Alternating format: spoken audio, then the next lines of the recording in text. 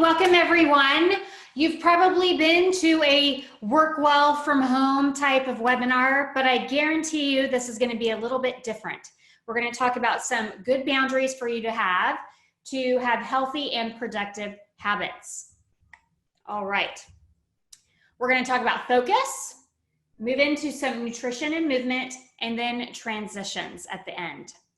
I'm going to ask, beg, plead that you shut down your email and all your notifications just for 1 hour, and you're going to find out why in just a minute. I also want you to think of it like a buffet. So most people, and there are always exceptions, but most people do not eat every single thing off a buffet. I do not expect you to take every single thing that I talk about today and put it into practice. Some people have allergies to what's on the buffet. You may have an allergy to something that I say. Maybe you can't do it because of your job or your role or your home situation, or you just don't want to. That's okay. Try another dish. And then lastly, there may be a dish on the buffet that you make at home, but I have a little bit different spice. And so you're just tweaking something that you're already doing. At the end, I'm going to ask for you to make one change, one commitment in the next 30 days, one new dish to try. And everything that I mentioned today, as well as more training, you're going to be able to get on a digital resource guide at workwellplaymore.com/built. You do not need to go there now. I'm going to show this again at the end, and we'll also put it in the chat box. All right, let's get started. All right, starting out with focus. You may have heard of the term decision fatigue. Decision fatigue results from all of the different decisions that we make throughout the day. The more complex the decision, the more fatiguing it can be. The number of decisions can also result in decision fatigue. We wake up every morning with a bucket of willpower. And if you think of that, in that bucket, all of the willpower are decisions. And each of those decisions is a monkey. And all day, monkeys are jumping out of the bucket, right? And for the complex decisions, maybe 5 monkeys jump out, 10 monkeys jump out of the bucket. If it's a simple task like coconut milk or almond milk, then maybe it's just 1 monkey out of the bucket. But by the end of the day, the smart monkeys are not the ones left in the bucket. We are depleted of decisions. We are depleted of willpower. So what does this have to do with focus and attention? Well, if you think about all of the things that are coming at you throughout the day, and the decisions, whether or not to react or respond or do something with those, that can create that cascade of fatigue. I gave this example in a workshop a few years ago, and one of the participants actually made this drawing and sent it to me, and he said he now refers to his task list as his monkey bucket list. And he thinks about his tasks based on how many monkeys it's going to take him to perform that task. And so he'll be like, this is 5 monkeys. This needs to go in the morning because I'm a morning person. This is a 1 monkey, so it's going to go in the afternoon. He schedules his day according to how complex the decisions are. I do the same thing. I recommend doing the same thing. Think about, as much as you can, as many decisions as you can make that are complex as being in the time frame that you work your best. You don't want to save those for the evening. There is a reason why we tend to go for sugary foods, eat junk food, not stick to our nutrition plan in the evening. We don't have any willpower left.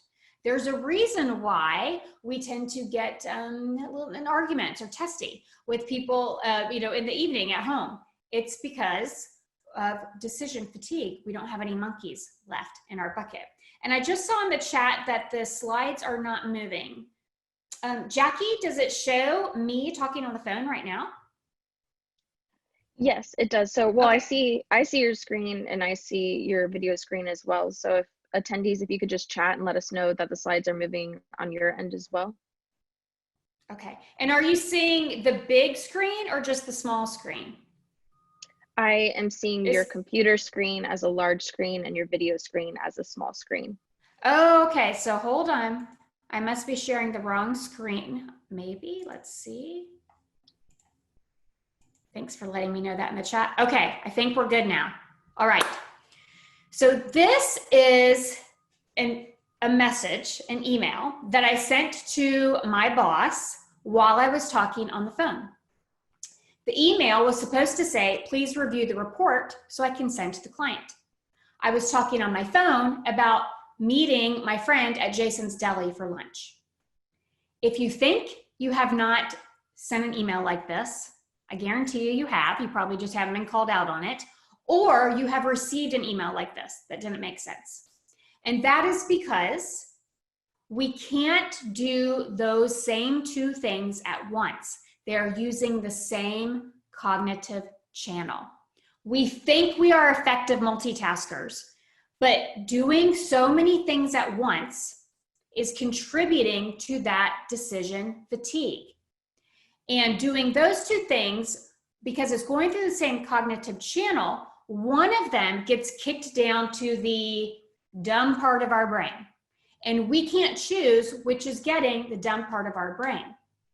We cannot listen to words and read words of two different conversations at the same time and be effective. So there's different types of multitasking.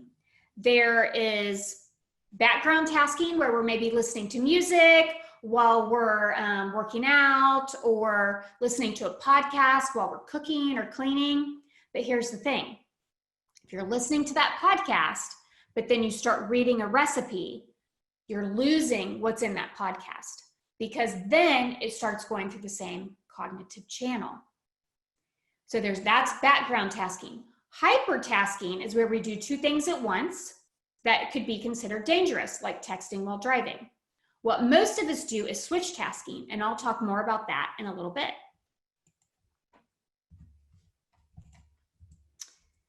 So there are different types of attention. There's involuntary and voluntary attention. Involuntary attention is that part of our brain that gets triggered by flashing lights, sirens, babies crying. All of these things from an evolutionary standpoint will trigger the involuntary part of our brain. We cannot ignore them. If we are in a coffee shop and we're hearing lots of, just people talking, but then somebody says our name, it will trigger the involuntary part of our brain. If we're sleeping and people are talking around us, but somebody says our name, that triggers the involuntary part of our brain. And maybe for you heavy sleepers, you're like, that still doesn't wake me up, but it might disrupt your sleep a little bit. Those things trigger the part of our brain that we cannot ignore. What else does? Rings, pings, notifications, buzzes, haptics, all of those things trigger the involuntary part of our brain. When people tell me, oh, my phone goes off, I just ignore it. Oh, my Fitbit tells me to stand, I just ignore it. You're not ignoring it. You're just choosing not to react to it. And you choose, and you have to make a decision. So if you think about that, and the average person gets 150 notifications a day plus, then you're making at least 150 decisions a day to react or respond to something. And all of those things affecting your involuntary decision leads to fatigue, decision, less willpower. So one of the best things you can do, of course, is to turn off your notifications, because it is like a punch to your attention every time. Turning off your notifications on your email, on your phone, on your wrist, anything that gives you a notification that you don't need right then. So let's give some examples. Your wrist goes off for your Fitbit, or your phone goes off for your Apple Watch telling you to stand. How many of you actually do it? Most people don't, because you just get used to it. So you think it's not bothering you, it just goes off, you just keep going on with your day. But your brain has to quickly make a decision not to stand. You know what it is, it has to make a decision not to stand. This is triggering that part of the brain, and because we have to decide, is this a threat or not? Anything trigger an involuntary part of the brain is this a threat or not? So every time you're getting a notification, is this a threat or not? Some of you may say, like, well, yeah, sometimes my emails are a threat. Hopefully not. But think about all of the notifications that come in for you all day long. Do you really need them? How does it help you to see one line or a subject line of an email in the lower right-hand corner of your screen when you're in the middle of reading another one? If you're getting pop-ups right now on your computer, then if you read one subject line, then you've missed one line that I've said. You can't do those things at the same time. So starting with, email notifications definitely need to come off, because you can't read both of them at the same time.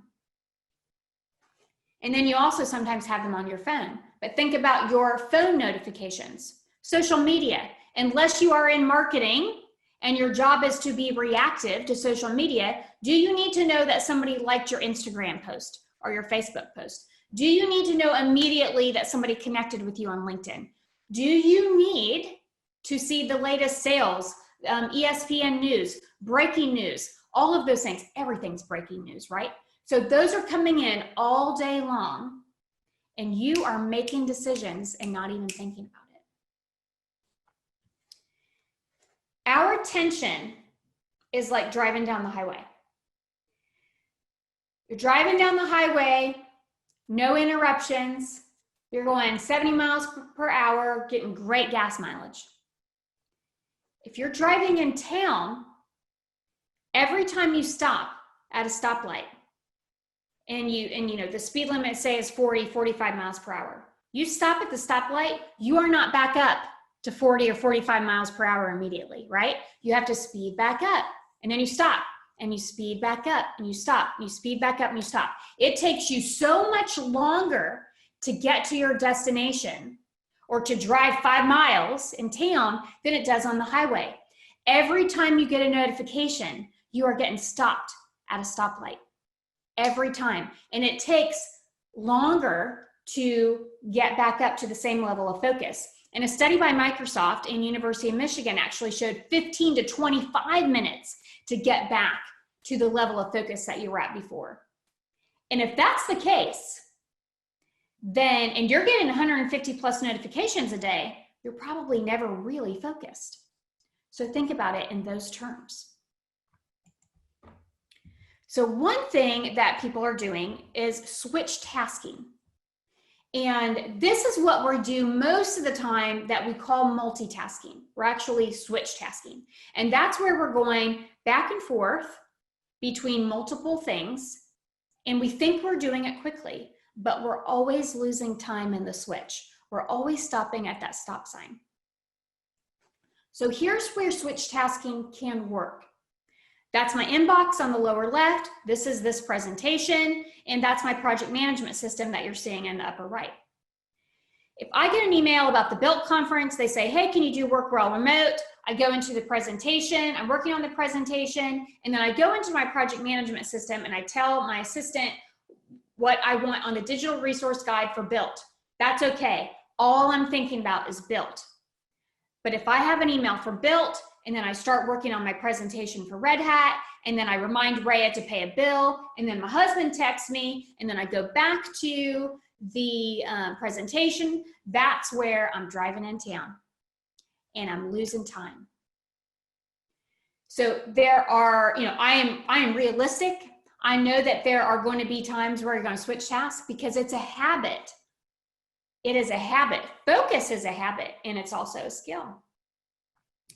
But if you could pick certain times of day that you are going to focus, or certain tasks that you are going to single task, unitask, and not multitask, then you can start out there and practice, because focus takes practice, because we're so used to not really doing it. And there's 3 times for you to know that are important: 90, 50, and 25.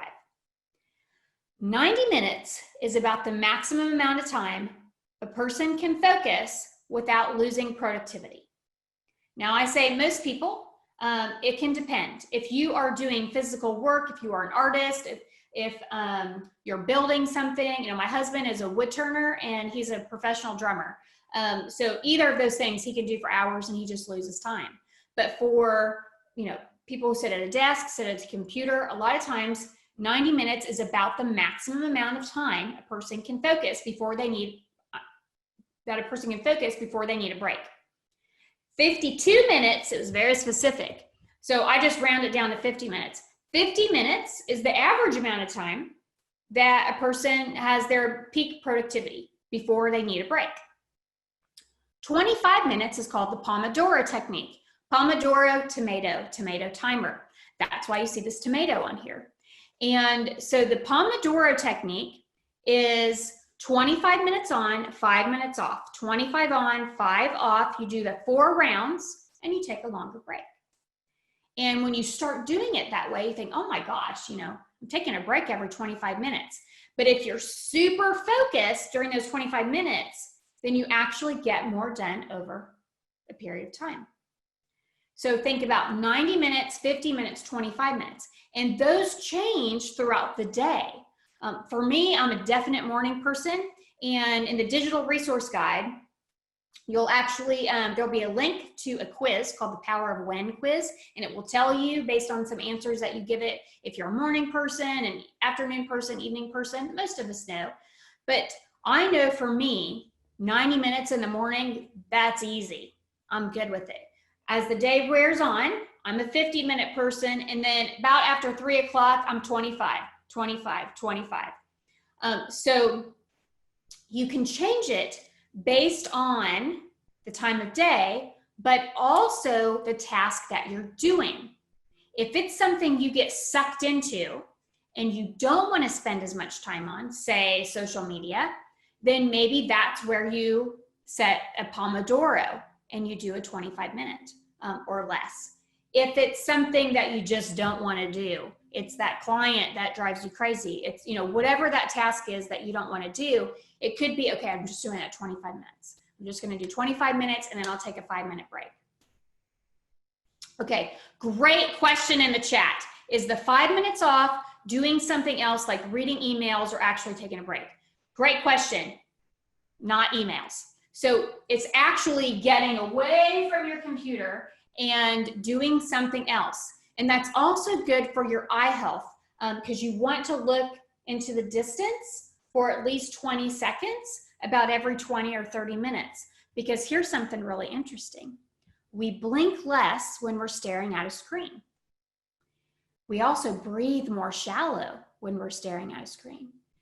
So over the course of the day, our eyes get drier and we go into zombie mode because we blink less, but also we breathe more shallow. And so taking that time away, whether it's go get a drink of water, go to the bathroom, whatever that is, then that also will help get our eyes and our breathing back. All right, so that's a great question. Thank you for that.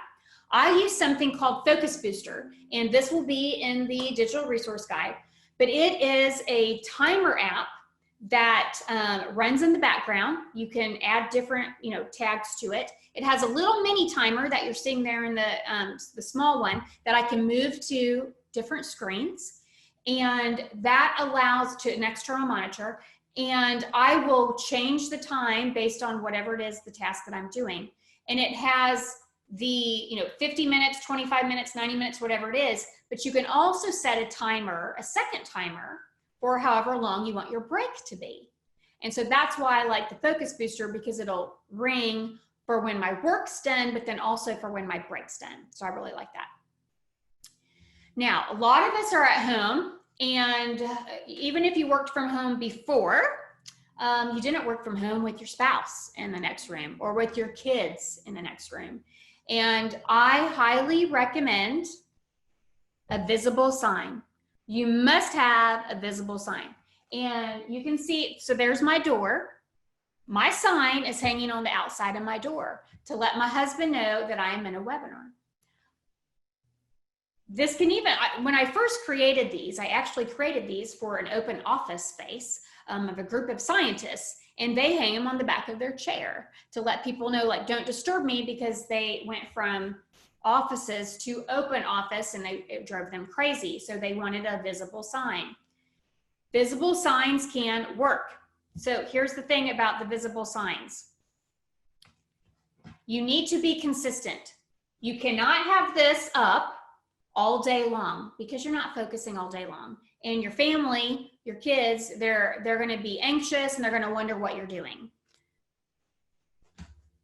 Have a sign only for the times when you need, when you're in a meeting, when you're truly focusing, when you're doing something and that involves a lot of numbers and formulas that you don't want to be distracted. And then the rest of the time, you take the sign off. And, train your family to respect the door hanger. My husband is very respectful of the door hanger. He actually says he needs one for when he sits on the couch and watches Netflix because I interrupt him. But having a sign can relieve some anxiety. I even recommend, if you get like a whiteboard decal, if you don't want to nail something into your door, you can get decals. I love whiteboard decals. You can order them from Amazon. They're in the digital resource guide. But putting a time when you're available, breaking for lunch at 12:15, open for questions at 2 p.m., ending the day at 5:30, then that way your kids or your spouse, partner, whatever, they know when, okay, at 3 o'clock, she's going to come out of the office, or at 10 o'clock, I can ask her about this math question. Because again, the way we worked from home before is different than now, because a lot of us have other people at home, and just, giving them that information can help relieve some of that anxiety, but also help with, the interruptions. If you have a little one that can't read, like with my door hanger, this is my friend Josh Elmore. His son is 4, and so his son knew that if Chewbacca was on the door, then he could come in. If he wasn't, then he could not. And so you can even make it fun if you have small children as well. Going back to the time, and having that focused time is so important. And that is why I created something called Focus 90. Okay, so Focus 90 sounds ridiculous. But just hang with me here. It's 90 minutes where we get on via Zoom. I give a productivity tip, and we all write in the chat what we're going to do in the next 90 minutes. Everybody's muted, and we just work. So we can see each other if we look, but we're just working. And then when actually do it for 80 minutes, because we do 5 on either end. After 80 minutes is up, then we all write in the chat what it is that we got done. I give the productivity tip again, and we sign off. It sounds ridiculous, but it works, and here's why. We have our 90 minutes. That's the maximum amount of time people can focus. I take it down to 80 to have 5 and 5 on either end. Most people overestimate by about 1/3 what they can get done in a short amount of time. By being very intentional in thinking, I have 80 minutes, what is it that I'm going to do? You are able to get more done. Because what happens most of the time is we have our task list, and we just are like, okay, so now I'll do this. Okay, and I'll do this. Okay, and now I'll do this. We're not really intentional about our time blocks and what we can get done. even though I can't see if you're actually doing it, there is a weird level of accountability. It's a weird sense of accountability.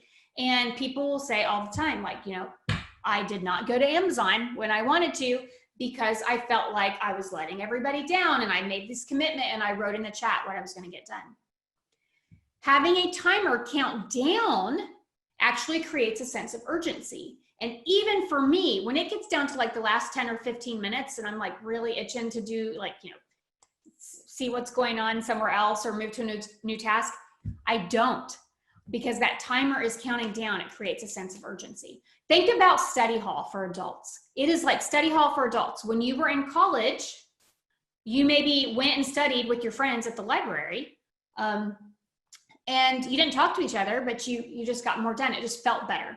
And so I have a lot of people tell me that, you know, now that they are working from home, that, you know, it's they're sometimes lonely, or they have a hard time, you know, with procrastination or whatever. And so I created Focus 90.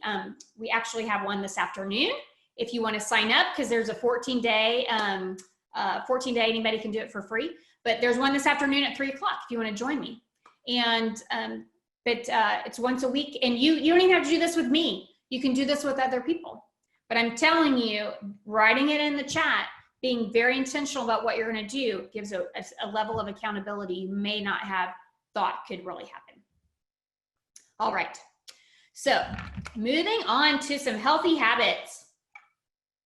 But before we do, I'm just curious if anybody on the call does any time of focused task blocks where they block out their time, or if they use some kind of visible sign for their family. If you could write that in the chat, I would love to see.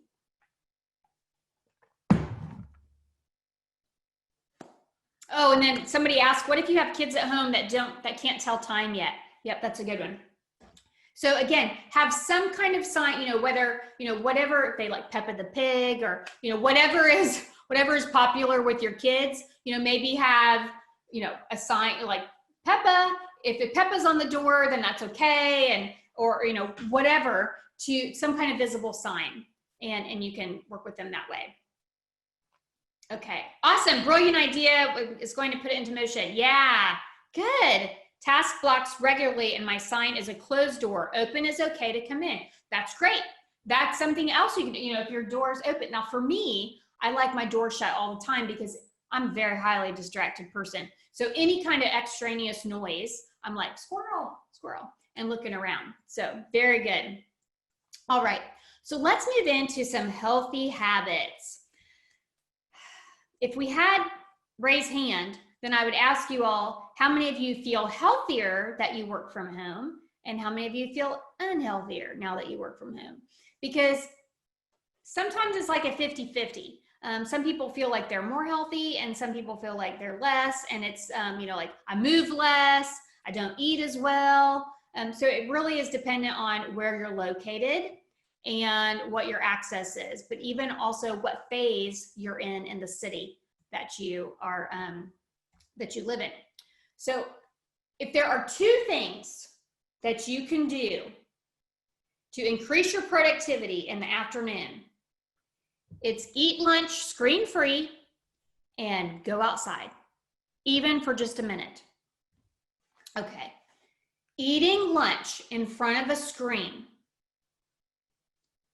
can increase your calorie intake by up to 30% later in the day. I'm going to repeat that. Eating in front of a screen can increase your calorie intake up to 30% later in the day. Brian Wansink discovered this. He's a researcher out of Cornell. And it's because it does not get imprinted on our brain that we have eaten anything. And so what happens is we're not as satisfied, and it leads to the mindless margin, all right, where we're just kind of eating some empty calories throughout the day. So if you can do anything during the day, take time away and have your lunch away from your screen. It even means your phone screen. And if you eat out lunch outside, that's even double bonus, okay? Now, if you are used to eating lunch in front of your laptop, I am realistic. Remember, I'm a real person. I do not expect you to be able to eat lunch screen-free every day. But maybe if that's your habit, to eat eat lunch at your computer. Maybe you pick 2 days a week and then build up to 3 days to where you're eating more lunches away from your screen than in front of your screen. Because you see, this woman, she doesn't even know what she's eating. One thing for me that was healthier with the pandemic, and this, you know, my husband used to not be here and now he is that I have lunch with him every day. And it's, you know, it's just like a thing that I do now. And that is a new healthy habit. The other thing, you know, when you eat lunch in front of a screen as well, is you might accidentally, you know, you're not paying attention to your food. You might accidentally eat a package like this. I may or may not have done this at one point. I don't know, but I can tell you that they're not poisonous. All right. So don't eat lunch in front of a screen more days than you do. And I just saw something come in the chat that someone on the webinar lost 67 pounds, exercises daily, and eats much better. Rock on to you. Congratulations. That's awesome.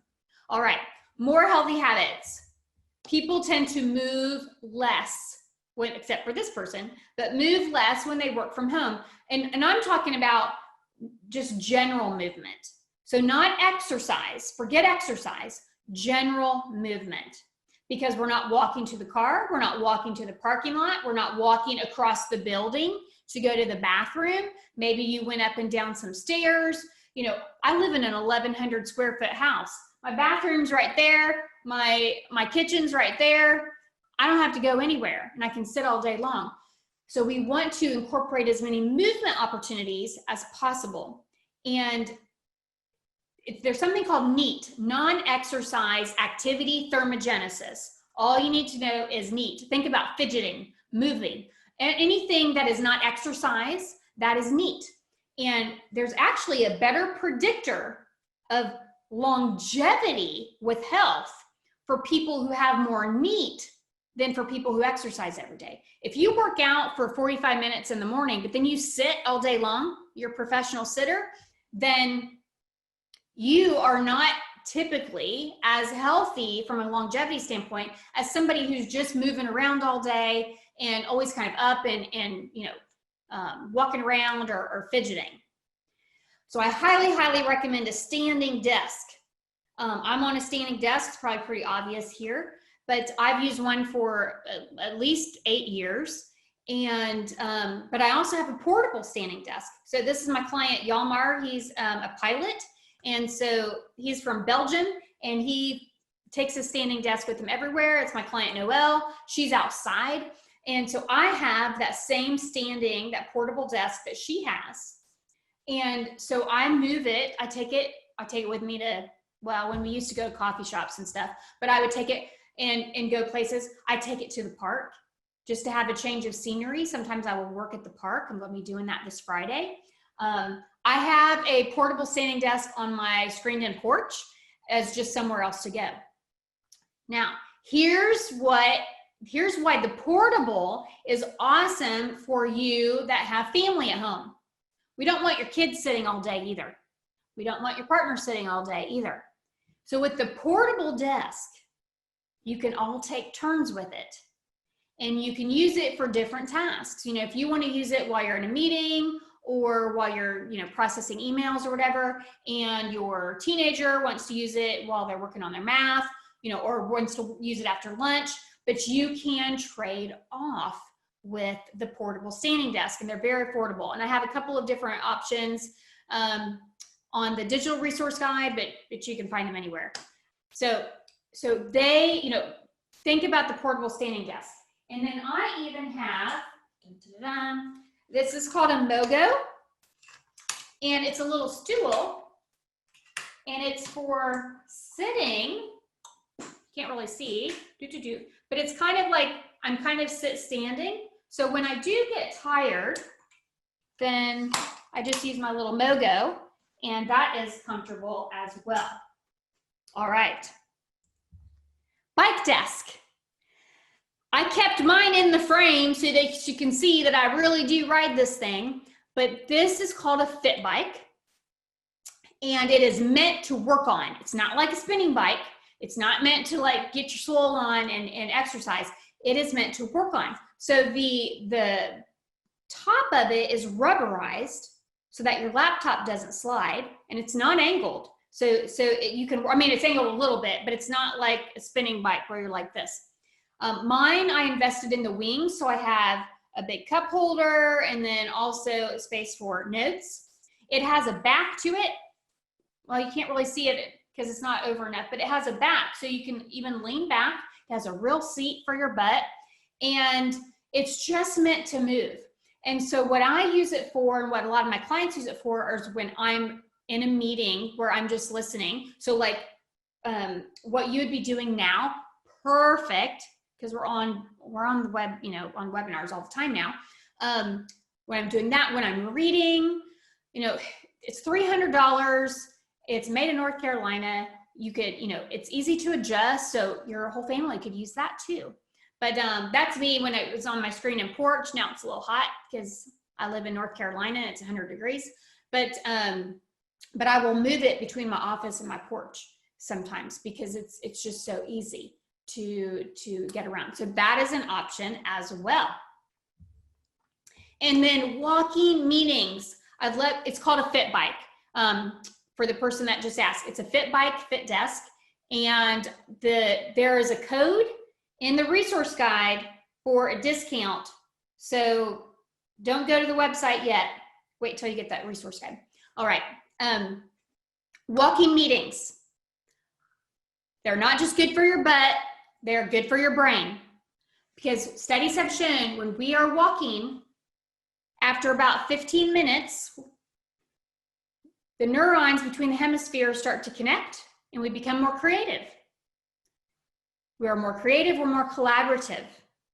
It also helps just get us outside, get us moving. And Zoom is great, but we've almost had too much. We're almost Zoom overload now. And everybody thinks that every meeting has to be video. Well, not every meeting has to be video. You can do some by phone. And I do walkie-talkies, call them walkie-talkies all the time. And so I did one last night with a friend of mine from Michigan. I'm doing one tonight at 5 o'clock after work. And so I just say, you want to do a walkie-talkie, send them a calendar invite. We're both on the phones and we're walking wherever we are. My habit is if I am talking to my family or a friend, I am outside walking. I do not sit and talk on the phone to my friends or my family. I'm always outside walking around my neighborhood. Now, this may depend on where you live, of course, if it's loud or not, but highly, highly recommend walking meetings, phone walking meetings. I still do face-to-face walking meetings with a few people, social distance in the park. So it can be done. It can be done. So if anybody here does walking meetings, I'd love for you to write in the chat. Not just good for your butt, good for your brain. All right. So the last thing that we're going to talk about today are transitions. So when we went to an office, we had a natural transition, right? We drove to work, we drove home, or we took a train, and you know, whatever that was, we had some kind of transition. Some of you may have even left your laptop there at work. Well, now we don't have the transition. And, you know, it's funny because employers used to think that people, if they work from home, they didn't work as much. But actually, studies have shown that most people work more hours when they work from home. And there's many reasons that I could go into why that happens. But what I want to focus on is you and having a proper transition and shutting it off, because we are not robots. We are not robots, and we need that time, even though we love our job. Like, I love my job, but I make myself stop at a certain time of day because we need that time for the white space in our brain to then think creatively. So it's important to have some type of transition in the morning and in the evening. When you work from home, for the love of kittens, get out of your pajamas. Get out of your pajamas, please. It's very hard to feel professional, but also, you know, if you do have that last minute Zoom meeting, if you do have that meeting that you didn't expect to be video, it's good to be dressed. And I know for me, you know, like I need to get dressed in the morning to feel like I own a business, I run a business, you know, I am a real human. And also, don't work from your bed. Your bed is for two things, you know, sleep and fun time. It is not for work. And you don't want to associate your bed with work. So out of your pajamas, don't work on your bed. You know, have a ritual in the morning. If you drink a certain tea or a certain coffee and you think about your day, whatever that is, start out just like that. You know, I have a very specific tea that I use in the winter, and in the summer I have my little iced coffee mix here, and it's like I can't start without it. So if you had a ritual before, have that same type of ritual. As a female, although if you're male and you're into this too, that's okay. I have a lipstick beside my laptop, you know, or beside my setup here, because one swipe and I feel better about myself. This is what makes me feel better about myself, makes me feel like a professional, makes me feel like a human. Some people, I've had a woman say, like, I always put on earrings and then I feel better about myself. I have an office scarf that if I'm just in a t-shirt or something and I'm doing a Zoom meeting or whatever, then I'll just throw on my office scarf and all of a sudden I feel more professional. You know, if you are a man and you decide, you know, let my hair go, let my beard go, and everything, you know, that does end up affecting self-esteem, confidence, how professional we feel, our assertiveness even. So, you know, think about what makes me feel good, what makes me feel human. And just because you work from home doesn't mean that that goes out the window, right? It's even more important that we still pay attention to those things that make us feel good. Transitions in the evening, I would say, are even more important because, again, you might just keep on working. So what are some good transitions in the evening? Shutting your laptop completely down. The horror, right? The horror. Who does that? Who does that? Well, it'll take you like a whole minute to boot it back up. So sometimes if you were to go out to your computer out of boredom, if you have to boot it back up, you might be like, okay, maybe I don't need to do that. And you'd go do something else. I have one woman that I work with that she closes her laptop. She actually puts it in a laptop bag or a briefcase and puts it in her closet. So she puts her office away and to give herself the transition. Thinking about what are my top 3 priorities the next day. You know, deciding my top 3 priorities the next day so that I'm prepared and I'm ready to go and I don't procrastinate figuring out what I'm going to do in the morning. Dogs are great transitions because when they got to go, they got to go. When they are used to being walked at a certain time, then they can be walked, you know, then they're ready to be walked. So pets and kids can be a great transition. And prints, why is Prince there? Well, music, jokes are great transitions. So every day at 6 o'clock, my Alexa goes off and plays Robert Randolph and the Family Band, Ain't Nothing Wrong with That. I love to dance. I cannot help myself when that song comes on, and I will dance. And that's my dance break, that's my song. And it's funny because at like 5:45, if I'm still working, I feel the urgency. I feel the urgency to finish up because when that song plays, I have to finish. I have another friend that her phone plays Taylor Swift Shake It Off at 5 o'clock every day, no matter where she is, and that's her trigger to stop working. One of my clients, Helen, they have Google Home tell a joke at 5:30, and everybody has to stop working, doing what they're doing. So songs, tell a joke, you know, any of those things can be really great transitions for you. Another good transition are videos that are scientifically proven to make you happier.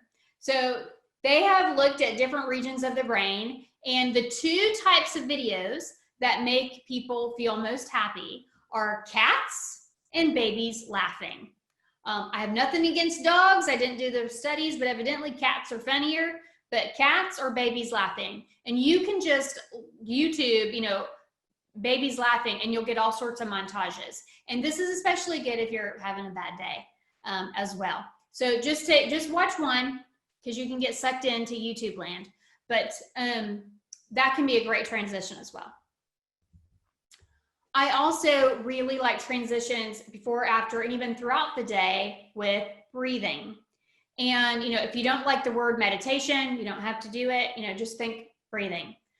Headspace is a good app. I use calm.com myself. There are hundreds of different types of meditations, but it just starts with 2 minutes, just 2 minutes. And they have, meditations for sleep, for kids, for concentration, for focus, for anxiety, all, anything you can think of. They have sleep stories for adults to help you go to bed. But I do calm in the morning. I do a meditation in the morning. And then a lot of times I'll even do one in the afternoon as well. But even just taking that pause and that, the power pause to kind of get centered and take a few deep breaths can be helpful. And then the app on the left is called the 5-Minute Journal. And I actually went through a certification course through Yale on happiness.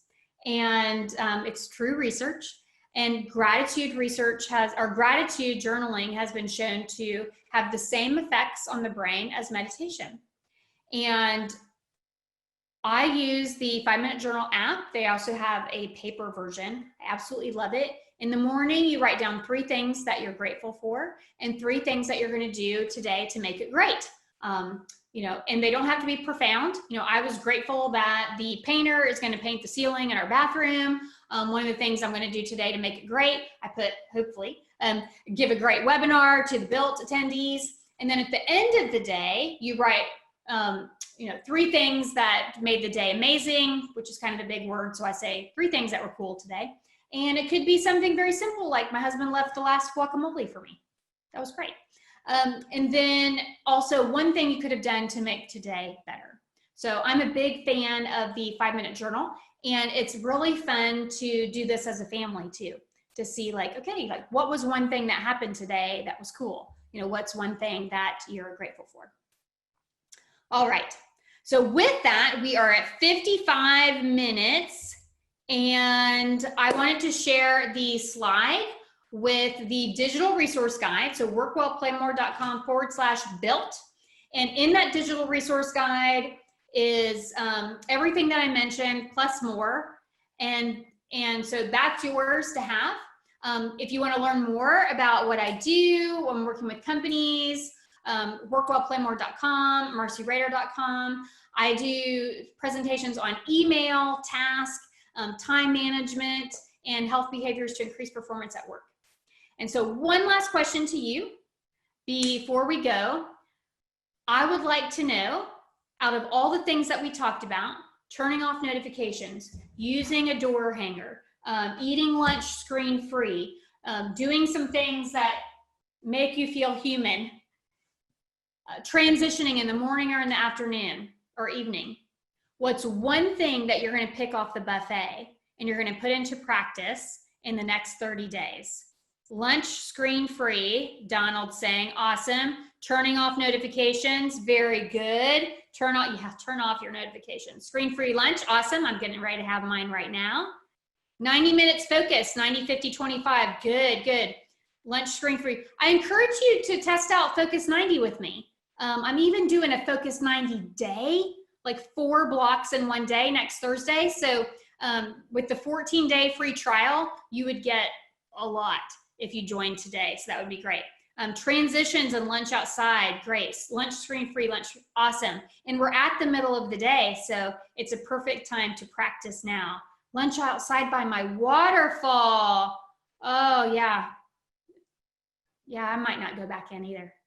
Awesome. Well, thank you all for joining. Please reach out if you have any questions. Enjoy the digital resource guide. Enjoy your screen-free lunch, and have a great rest of your day.